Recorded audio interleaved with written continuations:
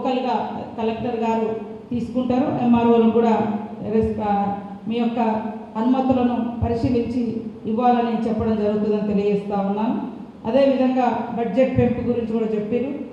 తప్పకుండా ఇంకా ఘనంగా ఎక్కడికక్కడ నిర్వహించుకునే విధంగా ఇది చేయాల్సిన అవసరం ఉంది. రాబోయే కాలంలో చేయడం జరుగుతుందని కూడా ఈ సందర్భంగా తెలియజేస్తా ఉన్నాం. ముఖ్యంగా అంబేద్కర్ గారి గురించి చర్చకు వచ్చినప్పుడు అంబేద్కర్ అందరి వాడుగా చనిపోయాడు. కొందరి వాడుగా కాదు, అందరి వాడుగా పనిచేసిండు. ఈ ప్రపంచంలోని అత్యంత గొప్ప ఐకాన్ ఆఫ్ నాలెడ్జ్, ఈ ప్రపంచ మేధావులలో గొప్ప మేధావిగా ఆయనకు ఆ పేరుంది. ఆయన మేధస్సుతోటి ఎన్నో చట్టాలు ఇవాళ నేను నా జీవితంలో ఇన్ని మార్పులు రావడానికి కారణం భారత రాజ్యాంగం. నేను ఒక మామూలు ఆదివాసీ కోయగూడెంలో పుట్టి మరి మధ్యలో చదివేసుకొని ఉద్యమాల్లోకి వెళ్ళి మళ్ళీ వచ్చి భారత రాజ్యాంగం ఇచ్చినటువంటి అవకాశాలతోటి ఒక లాయర్గా చదువుకొని ఒక ఎమ్మెల్యేగా అయ్యి మళ్ళీ చదువుకుంటూ ఒక ఎంఏ చేసుకొని పిహెచ్డి చేసి ఎల్ఎల్ఎం చేసి మినిస్టర్గా ఈరోజు ఇక్కడ నిలబడ్డా అంటే అంబేద్కర్ గారు రచించినటువంటి భారత రాజ్యాంగం. ఆనాటి భారతదేశం మొదటి ప్రధానిగా ఈ యొక్క రాజ్యాంగాన్ని పార్లమెంట్లో ప్రవేశపెట్టి చట్టబద్ధం చేసినటువంటి నెహ్రూ గారు. ఇంత గొప్ప సినిమాలు వస్తే మరి కేంద్రంలో బీజేపీ ప్రభుత్వం ఒక్క అవార్డు కూడా సినిమాకి ఇవ్వలేదు, ఆ యాక్టర్కి ఇవ్వలేదు. జై భీమ్ సినిమా వచ్చింది మధ్యలో. అంటే ఒక్క మామూలు మహిళ భర్త దొంగతనం పేరుతోటి ఒక ఉన్నత వర్గాలు కేసు పెట్టి ఇబ్బందుల పాలు చేస్తే చేతిలో సంఖలో బిడ్డ, కడుపులో మరి రూపం పోసుకునేటువంటి బిడ్డ యొక్క సినిమాను అద్భుతంగా మన ముందుకు తీసుకొచ్చింది. అవునా, మాకు ఈ హక్కులు ఉంటాయా అని ఎంతోమందికి ఈ సినిమా ప్రేరణగా నిలిచింది. కానీ అలాంటి సినిమాను ప్రోత్సహించలేదు, అలాంటి వాళ్ళకి అవార్డులు రాలే జై భీమ్ సినిమా లాంటి వాటికి. కానీ ఇవాళ పోలీస్ అధికారులు చట్టబద్ధంగా ఉండేటువంటి డ్యూటీలో ఉంటారు. వాళ్ళని బట్టలు ఇప్పేసి ఒక స్మగ్లర్ పాత్రలో ఒక స్మగ్లర్ పాత్రలో ఉండేటువంటి ఒక స్మగ్లింగ్ చేసేటువంటి హీరోలు పోలీస్ అధికారులను పోలీస్ స్టేషన్లలో బయట బట్టలు ఇప్పేసి నిలబెట్టి యథేచ్ఛగా స్మగ్లింగ్ చేసేటువంటి సినిమాలకు మాత్రం కేంద్రం నుంచి అవార్డులు వస్తున్నాయి. ఏం చేయాలి? ఇలాంటిదేనా మీరు ప్రోత్సహించేది? ఏ సినిమాను మేము గౌరవిస్తాం, సినిమాలో ఒక ఎంటర్టైన్మెంట్ పబ్లిక్ ఉంటుంది, కానీ పబ్లిక్కి ఎలాంటి మెసేజ్ ఇస్తారు? స్మగ్లర్లు హీరోలు అవుతారంట, ఒక అవేర్నెస్ ఇచ్చేటువంటి లాయరు జీరో అయితే ఎట్లా? ఒకవేళ అక్కడ స్మగ్లింగ్ జరుగుతున్నప్పుడు దాన్ని కట్టడి చేసేటువంటి పోలీస్ అధికారి జీరో ఎట్లా అవుతాడు? ఇది సమాజం ఆలోచించాలి.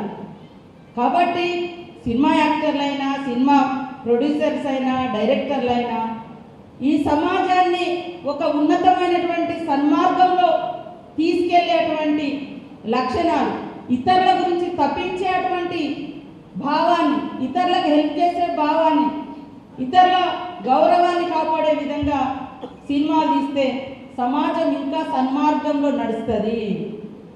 అదే మరి వేరే ఆలోచనలతో పోతే, నిన్న ఒక అతనంట మహారాష్ట్రలో 2 మర్డర్ కేసులు ఉన్నాయి, తప్పించుకొని తిరుగుతున్నాడు చాలా రోజుల నుంచి. ఎక్కడ దొరికిందంటే మరి ఈ సినిమా హాల్ పుష్ప 2 సినిమా చూసుకుంటూ దొరికింది. అంటే వాళ్లకు అది ఏ రకమైన ఇంకా నేరాలు పెరగడానికి కూడా ఒక మెసేజ్ పోయే అటువంటి అవకాశాలు ఉంటాయి. మేము తప్పు పడతలేము, కానీ చట్టబద్ధంగా ఉండేటువంటి అధికార వ్యవస్థను, రాజ్యాంగం ఇచ్చినటువంటి అధికారిక వ్యవస్థను గౌరవించాలి. అలాంటి మెసేజ్ని ఖచ్చితంగా ప్రతి ప్రొడ్యూసర్, యాక్ట్ చేసేటువంటి యాక్టర్లు అది ఫాలో కావాల్సిన అవసరం ఉంది. కాబట్టి ఈరోజు సమాజం యొక్క ఉన్నతి మనందరి ఉన్నతి, మన పిల్లల భవిష్యత్తే మనందరి భవిష్యత్తు. పిల్లల్ని సన్మార్గంలో నడిపించాలి.